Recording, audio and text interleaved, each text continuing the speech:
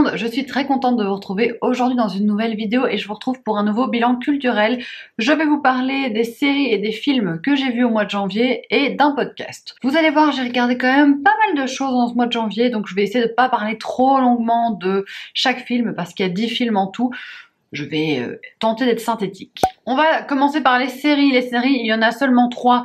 Dont une, c'est une série que j'avance au fur et à mesure, donc j'aurai pas grand chose à vous en dire. La première série, c'est la série Lupin, donc c'est une série française qui est sur Netflix avec Omar Sy en tête d'affiche.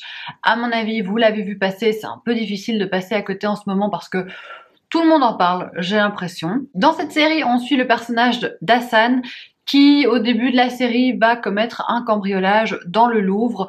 Donc c'est quand même un cambriolage à très grosse échelle, dans un endroit super compliqué à cambrioler. Mais on se rend compte que grâce à sa ruse et à son intelligence, il arrive à bien magouiller. Et en parallèle, on le suit quand il était enfant avec son père. Son père était chauffeur pour un homme extrêmement riche et il va être accusé injustement. Et un des derniers souvenirs qu'Hassan a de son père, c'est le fait qu'il lui a donné un exemplaire d'Arsène Lupin, donc de Maurice Leblanc. Et Hassan va développer une obsession pour Arsène Lupin qui va se répercuter dans sa vie future. On avait beaucoup entendu parler de cette série avant même qu'elle sorte parce que certaines personnes s'étaient insurgées que Omar Sy reprenne le rôle d'Arsène Lupin. Bon, déjà, je comprends pas très bien la polémique, mais soit. Omar Sy ne joue pas Arsène Lupin. Omar Sy joue Assane Diop, qui est un homme fasciné par Arsène Lupin. C'est un homme de notre époque. Donc, cette polémique ne servait concrètement à rien. J'ai vraiment trouvé que c'était une bonne production de Netflix française. Honnêtement, j'avais pas été convaincue par toutes les séries françaises de Netflix jusqu'à maintenant, mais celle-ci, je trouve qu'elle est vraiment bien. On sent qu'il y a un gros budget, déjà parce qu'ils ont pu se permettre d'avoir Omar Sy comme acteur principal, et toute la série est extrêmement bien mise en scène. Il y a beaucoup d'action. Moi, c'est pas quelque chose qui me plaît plus que ça, les courses-poursuites, etc. C'est pas trop mon délire de prime abord. Ici, c'est très bien fait parce que l'action est toujours mêlée à de l'émotion et le scénario, je trouvais extrêmement bien pensé, c'est bien réfléchi. Parfois, c'est un peu tiré par les cheveux, on va se l'avouer. Mais c'est une très bonne série française, honnêtement. J'ai passé un très bon moment. Elle est scindée en 2 parties. Donc là, je pense qu'on a eu seulement 5 épisodes. Je l'ai regardé tout au début du mois de janvier, donc je sais plus exactement le nombre d'épisodes, mais je pense que c'était 5. Et les 5 derniers arriveront cet été. On va parler d'une autre série à côté de laquelle vous n'avez pas pu passer. C'est impossible. C'est la série La Chronique des Bridgerton, aussi sur Netflix. C'est une série qui se passe au 19e siècle, dans la bonne société anglaise. On est à Londres et on va suivre la famille Bridgerton. En particulier Daphné, une des filles de cette famille. C'est une famille avec beaucoup d'enfants, mais je crois que c'est la fille, oui, je suis même sûre, c'est la fille la plus âgée. Et elle doit faire son entrée dans le monde, être présentée au bal des débutantes pour se trouver un mari. Et toutes les intrigues vont globalement tourner autour de ça. Je ne fais pas partie des gens qui ont adoré cette série et qui la recommandent à tout le monde. On va dire que je suis mitigée. Je vais commencer par vous dire ce que j'ai bien aimé et j'enchaînerai après avec ce que j'ai moins aimé dans la série. Les points que j'ai bien aimé dans cette série, c'est déjà le fait que ce soit très beau visuellement. C'est super travaillé visuellement, les costumes sont magnifiques, les décors sont magnifiques, les acteurs sont très beaux aussi. Tout ça participe à une ambiance esthétique incroyable. C'est indéniable. Ensuite, c'est très rythmé. Pour une série qui se passe à cette époque-là, c'est vraiment quelque chose qui se regarde très bien parce qu'en général, on a l'impression que les histoires qui se passent au 19e, 20e siècle sont peut-être plus lentes et prennent plus leur temps. Ici, c'est pas le cas. C'est vraiment dynamique et vraiment rythmé. On ne s'ennuie pas pendant les épisodes, même s'ils font parfois plus d'1 heure. Je viens d'éternuer, donc désolée si ma tête est pas top là, je vous ai coupé ça au montage. Mais donc, je disais, la troisième chose que j'ai aimé, c'est le vent de modernité qui est insufflé dans cette série. Cette modernité, elle va passer par la diversité des personnages, parce qu'on a des personnages de toutes couleurs de peau, ce qui est plutôt exceptionnel pour des séries qui se passent à cette époque-là. Et ça passe par plein d'autres petits détails, notamment la musique, parce que les musiques qui sont jouées lors des bals sont des musiques qu'on peut reconnaître parce que ce sont des musiques contemporaines, un peu remixées, version musique classique, donc ça c'est assez sympa. Pourquoi est-ce que je suis mitigée sur cette série du coup, vu que je viens de vous dire tous les points que j'avais bien aimés? Je suis mitigée parce que j'ai quand même trouvé ça extrêmement cucu. Alors ne me tapez pas sur les doigts, mais moi j'ai levé les yeux au ciel je ne sais pas combien de fois. Ce qui me dérange, c'est qu'on prend le parti de faire une série historique et qu'en fait c'est pas du tout une série historique, c'est juste une série de romance. on n'apprend rien, ou presque, sur les mœurs de l'époque. C'est juste machin va se mettre avec machin, enfin Daphné et le duc, blablabla. En fait, on a un petit mélange entre Gossip Girl et Orgueil et Préjugés. Donc au début, je trouvais le principe super sympa parce que le côté Gossip Girl, il vient de Lady Whistleton, qui est cette personne anonyme qui écrit des billets sur toute la bonne société londonienne et qui raconte un petit peu tous les ragots, tous les potins. Et du coup, ça crée un petit suspense dans la série.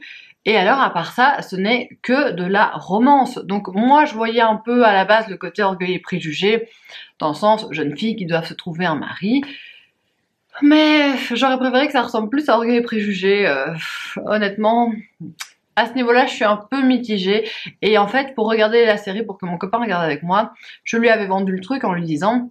c'est une série historique. Donc il a accepté de regarder avec moi, il m'a lâché au bout de 4 épisodes parce qu'en fait, ce n'est pas une série historique, c'est une histoire d'amour. Il vaut mieux être prévenu, d'ailleurs vous avez des épisodes, enfin un épisode en particulier, c'est l'épisode 6, je pense, où ce n'est que des parties de jambes en l'air, donc il n'y a rien d'autre quasiment dans l'épisode. Donc ce genre de choses, moi, ça me... Enfin, quand je regarde une série comme ça, c'est pas ça que j'attends. Surtout qu'en parallèle, je regardais une autre série historique qui est The Crown. J'ai pas terminé la première saison, donc je ne vous en parle pas aujourd'hui. Mais que je trouve de très très bonne qualité. Et forcément, quand je passais de l'une à l'autre, je me disais, oh ouais. Je comprends totalement qu'on aime la chronique des Bridgerton parce que c'est prenant, c'est sympa, c'est très beau. Et puis...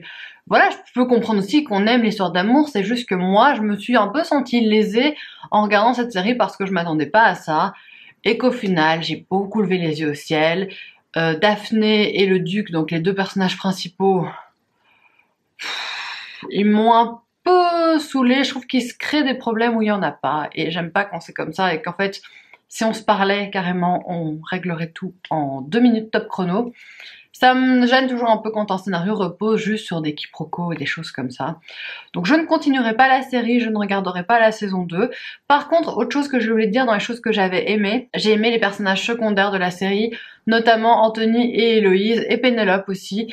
Des personnages secondaires qui sont pour moi beaucoup plus intéressants que les personnages qu'on a mis au centre, parce que Daphné, le personnage principal, est quand même très conventionnelle, tandis qu'Héloïse est plus rock'n'roll, ou que Pénélope est plus complexée. J'aurais trouvé ça plus intéressant d'avoir une héroïne comme ça, mais je pense que de saison en saison, ça va changer de héros ou d'héroïne. Et la dernière série dont je ne vous parlerai pas, c'est juste que j'ai regardé la saison 5 de Gilmore Girls, donc je continue à avancer. Et je prends toujours autant de plaisir à regarder cette série. Et on va passer au film, parce qu'il y en a quand même 10, donc je vais essayer de pas trop traîner et de moins m'étendre que ce que j'ai fait sur les séries, parce que là j'ai déjà parlé un petit temps quand même. Je vais commencer avec les films qui sont sur Netflix. Tout d'abord, j'ai regardé Rocketman, qui est le film qui retrace la vie d'Elton John. Elton John est un artiste que je connais très peu, je connais un petit peu ses chansons, mais sa vie vraiment très très peu. Donc j'ai été heureuse de voir ça. Je sais que c'est un film dans lequel il a participé à la production ou quelque chose comme ça, donc il a eu un peu une mainmise sur le scénario et une mainmise sur ce qui a été dévoilé au public. Donc on va le suivre de son enfance où il n'avait pas une jeunesse super facile, il a grandi dans un petit bled avec des parents pas forcément hyper bienveillants, et on voit progressivement son don pour la musique arriver, et puis sa progression, et bien sûr son entrée dans le show business et son statut de star qui arrive en fait tout simplement. L'histoire est racontée sous forme de flashback parce que dès le début on voit Elton John qui est en cure de désintox, qui nous dévoile toutes ses addictions, il en a un paquet, et puis qui va revenir sur des flashbacks de son enfance, donc ça fonctionne tout le temps comme ça, sous forme de va-et-vient. Moi j'aime encore bien ce format-là parce que je trouve que ça amène du dynamisme. Du coup, comme c'est Elton John qui a plus ou moins produit le film, je crois que c'est son mari qui a produit le film. Je viens jamais avec toutes les infos quand je fais ces vidéos, je me renseigne pas vraiment, mais je pense que j'avais vu que c'était son mari qui avait notamment produit le film. J'avais peur qu'il donne une version un peu édulcorée, et en fait pas du tout. On nous donne à voir un Elton John qui est multifacette, qui est parfois attachant, parfois détestable, qui commet beaucoup d'erreurs et qui forcément parvient à nous émouvoir. Donc j'ai bien aimé le voir sous cet aspect-là, parce qu'il n'a pas essayé de donner une image absolument lisse et parfaite de lui pas du tout. Le côté auquel je m'attendais pas, c'est le côté un peu comédie musicale, parce que d'un coup les personnages se mettent tous à chanter et à danser. Il m'a fallu un petit temps pour m'habituer, mais c'était sympa. Donc c'est un chouette film si vous voulez en apprendre plus sur Elton John, et puis juste pour la BO, c'est vraiment super plaisant à regarder. Autre film Netflix que j'ai regardé, c'est Pieces of a Woman. On en a pas mal entendu parler ces derniers temps, c'est un film Netflix qui a quand même fait un petit peu de bruit. C'est un film que je ne recommanderais pas à tout le monde. Je vais vous expliquer pourquoi en vous mettant un peu dans le contexte de l'histoire. Le film s'ouvre sur une femme qui est enceinte, bien enceinte, et en fait, elle accouche. Déjà, cette scène d'accouchement dure 30 minutes. Il faut le savoir, 30 vraies minutes, hein, j'exagère pas, on a regardé avec mon copain après, ça a duré 30 minutes. C'est un peu long, en fait, vous avez un peu l'impression de regarder Baby Boom, quoi, concrètement. Et un drame va survenir, et on va suivre notre couple après que ce drame soit arrivé, et leur travail de reconstruction, on va dire, mais on va principalement suivre cette femme, cette héroïne, dans tout son parcours de reconstruction. C'est un film qui est beau, qui véhicule des messages super forts, j'ai bien aimé la performance des acteurs, les images sont très belles, c'est vraiment très bien filmé, mais c'est un film très lent. C'est un film d'ambiance, c'est un film avec des scènes parfois très étirées, dans laquelle il y a une ambiance particulière qui est palpable, mais où il se passe pas forcément beaucoup de choses. En plus, on traite quand même de thématiques très difficiles. Je pense que ce sont des thématiques qui ne conviendront pas à tous les spectateurs. Il y a peut-être des gens qui n'ont pas envie de regarder ça. Donc, je vais vous faire un petit avertissement sur le sujet du film. Si vous voulez passer pour pas du tout être spoilé, pas de souci. Donc, je vous mettrai juste là que c'est un spoil. Donc, en gros, la thématique du film, c'est le deuil d'un enfant, donc elle accouche cette femme et elle perd son bébé. Je préfère le dire au cas où certaines personnes seraient sensibles à ce genre de thématique, je pense que c'est toujours mieux de le savoir. La performance de l'actrice est vraiment très bien, je trouve qu'elle le joue de manière très juste. C'est un film qui ne m'a pas laissé indifférente et c'est un film que j'ai trouvé important. J'ai vraiment trouvé qu'il y avait quelque chose à en retirer en tout cas.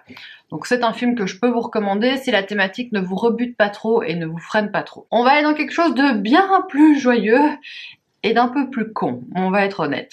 J'ai regardé le film Eurovision, le titre, moi j'ai juste noté Eurovision, mais ça s'appelle Song Contest, Fire Saga, enfin il y a plein de sous-titres, mais je vous mets l'affiche de toute façon. C'est un film avec Will Ferrell et Rachel McAdams. Alors, accrochez-vous parce que là, c'est vraiment un grand écart cinématographique, hein. Ça n'a rien à voir avec ce que je vous racontais juste avant. Dans ce film-ci, on est en Islande, donc les deux acteurs que je viens de vous citer jouent des personnes islandaises. Ils sont chanteurs, ils sont amis depuis toujours. Amis, on voit qu'ils sont quand même un petit peu amoureux l'un de l'autre, mais on joue beaucoup sur ce running gag qu'en Islande, il y a tellement peu d'habitants que peut-être qu'ils sont apparentés, on ne sait pas très bien. Et ils sont chanteurs, ils ont un groupe, et l'homme de ce duo, lui, rêve de faire l'Eurovision depuis qu'il a vu ABBA à la télévision quand il était petit, et c'est son rêve ultime. Et lors du concours pour savoir qui va représenter l'Islande à l'Eurovision, il y a une catastrophe, et tous les meilleurs musiciens du pays meurent. Et donc forcément, c'est ce duo qui est envoyé à l'Eurovision, donc ce duo qui s'appelle Fire Saga, et ça va entraîner beaucoup de péripéties. Vraiment, le mot d'ordre de ce film, c'est humour absurde. C'est complètement absurde. J'avoue que ça m'a fait rire, mais vraiment si vous le regardez, mettez votre cerveau dans une petite boîte à côté de vous, vous n'en avez pas besoin. C'est improbable comme film. Je ne sais pas qui a écrit ce scénario, mais c'est improbable. Ça dure quand même 2 heures, c'est ça le problème. Je crois que ça aurait été mieux en 1h30, mais honnêtement ça se regarde très bien si vous avez eu une journée difficile, que vous êtes de mauvaise humeur, pourquoi pas, franchement lancez-vous parce que nous, on a passé un bon moment, on a rigolé en regardant ça.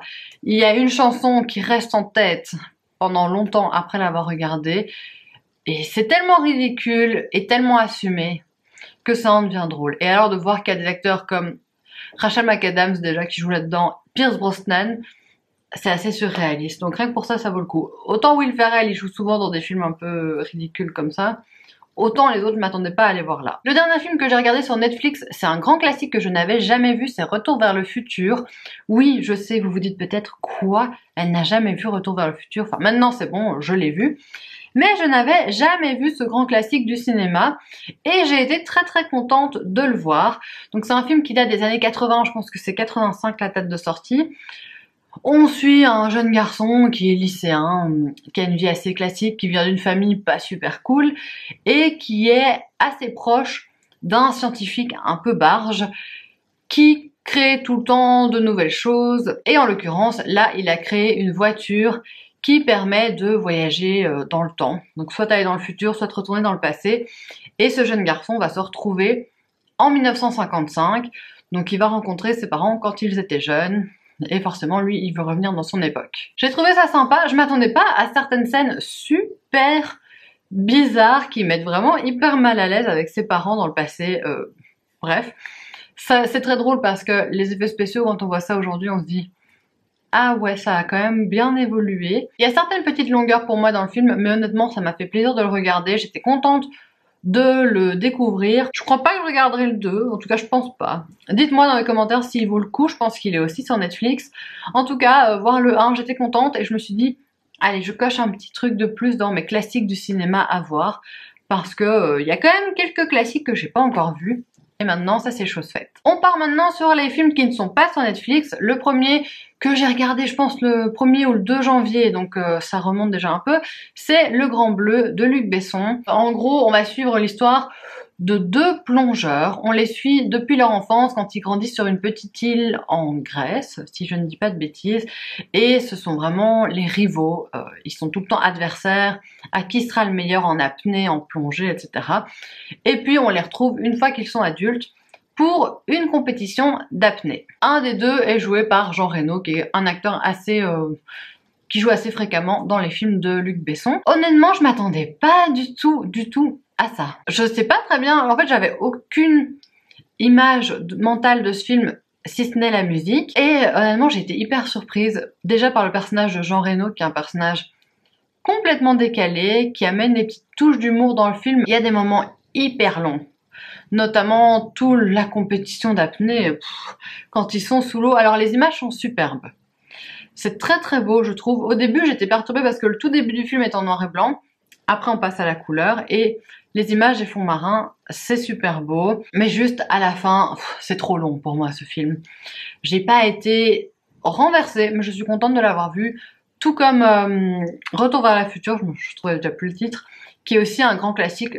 Voilà, je suis contente d'avoir vu Le Grand Bleu et de pouvoir dire maintenant que je sais de quoi ça parle au moins. J'ai aussi regardé le film français Edmond, dont j'avais déjà entendu énormément de bien, donc j'étais très curieuse de le regarder. En fait, ici, ça va vous raconter l'histoire d'Edmond Rostand, quand il a écrit Cyrano de Bergerac. Donc on voit son parcours avant. Il était un peu considéré comme un écrivain raté parce que les pièces qu'il écrivait n'avaient pas le succès attendu. Et puis, il va écrire Cyrano de Bergerac, mais alors il l'écrit pas de manière superposée, parce qu'en fait juste il va trouver les acteurs et il va écrire la pièce au fur et à mesure pendant qu'elle est en train de se préparer. J'ai trouvé que c'était une manière super originale d'aborder Cyrano de Bergerac.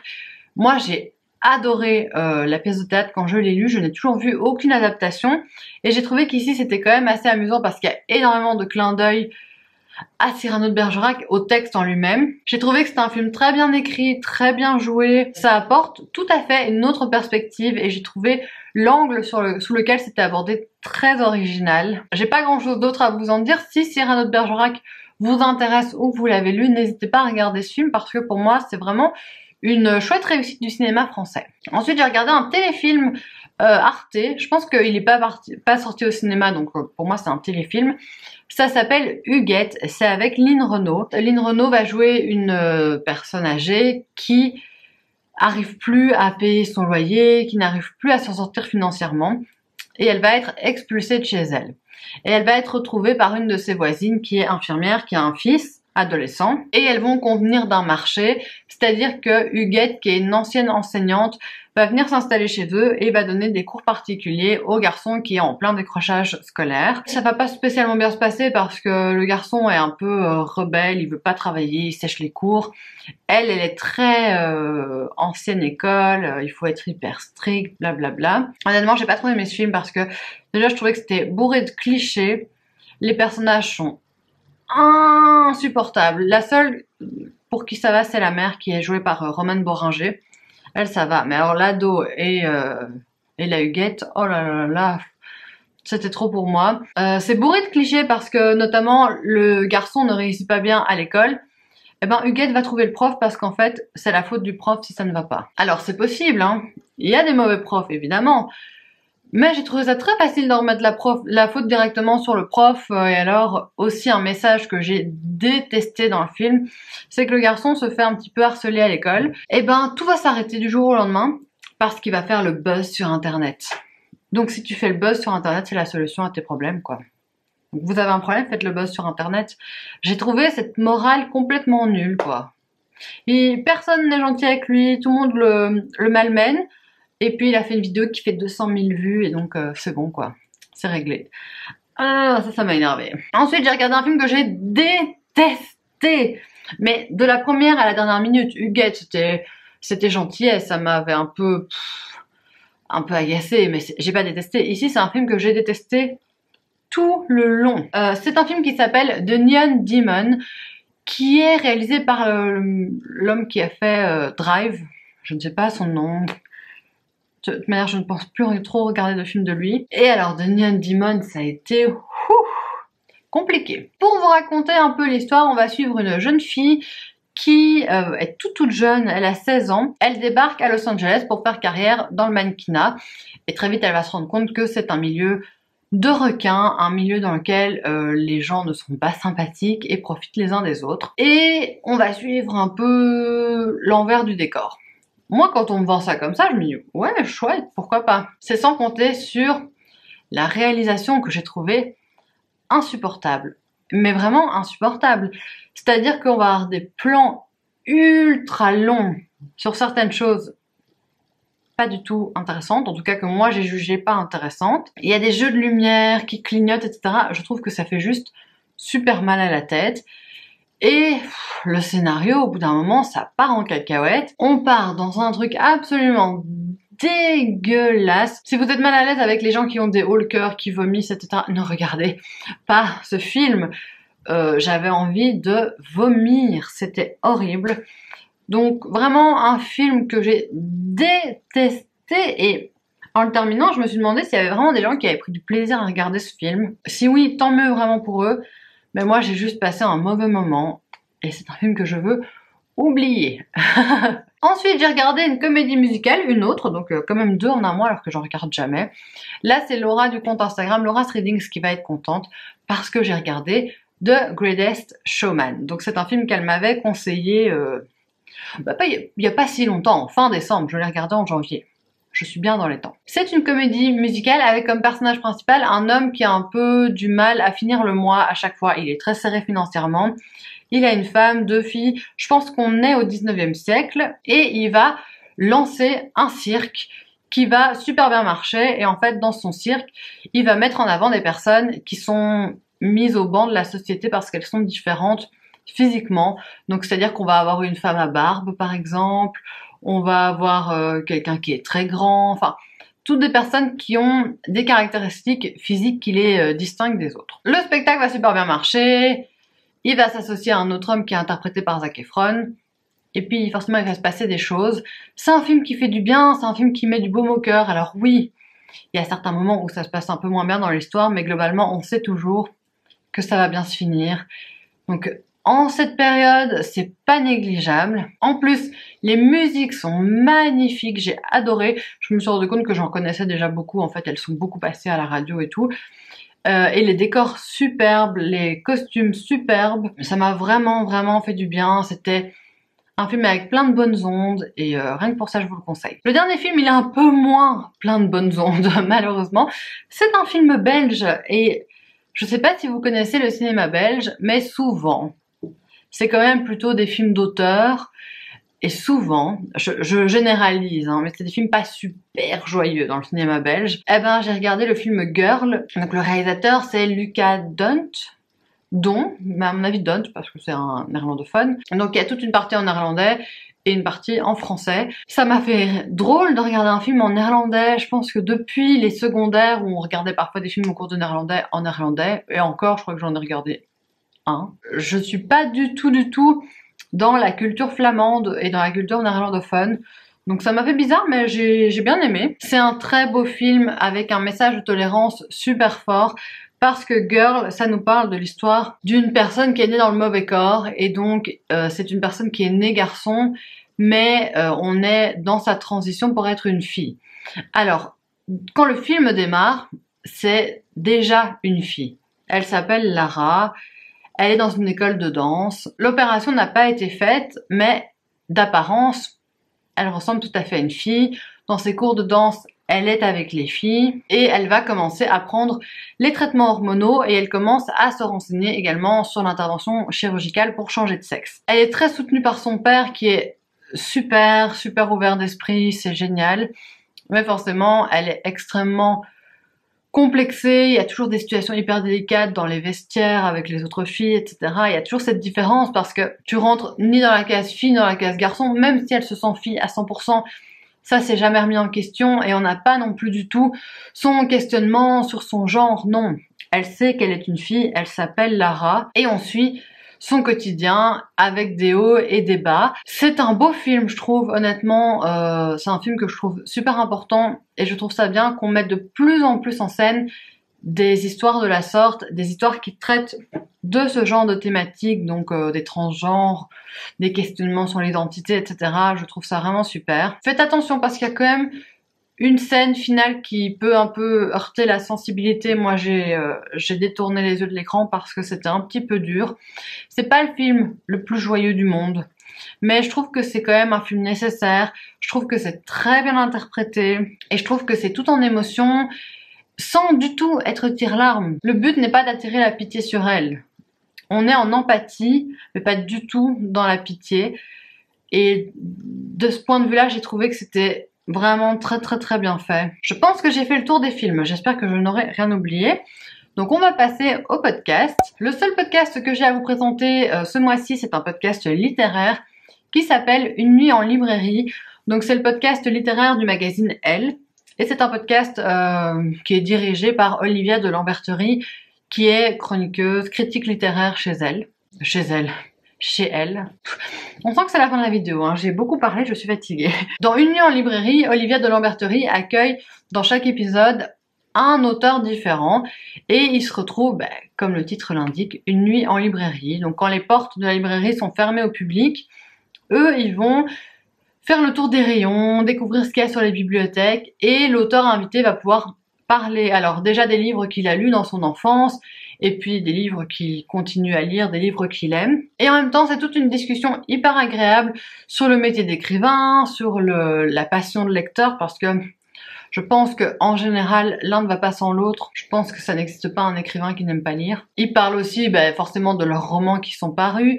Je trouve les questions très pertinentes. Je trouve que chaque fois, le lien qui se crée entre Olivia de Lamberterie et l'invité est super sympa. Au début, j'avais un peu du mal avec sa voix à elle. Au final, je suis complètement habituée.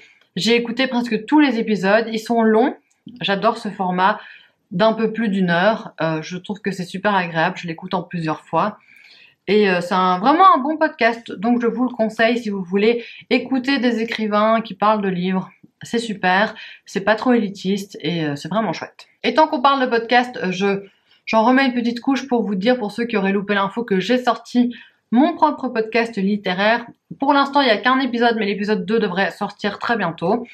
Le lien sera en barre d'informations si vous voulez aller écouter ça. Mais merci beaucoup déjà pour tous les retours que j'ai reçus. Et voilà, c'est tout pour cette vidéo. J'espère qu'elle vous aura plu. Je pense qu'elle aura été longue alors que je ne voulais pas faire trop long. Mais bon, c'est la vie, hein. J'avais beaucoup de choses à vous présenter. N'hésitez pas à me faire vos conseils, films, séries. Je suis toujours preneuse. Et moi, je vous retrouve très bientôt dans une prochaine vidéo. Gros bisous!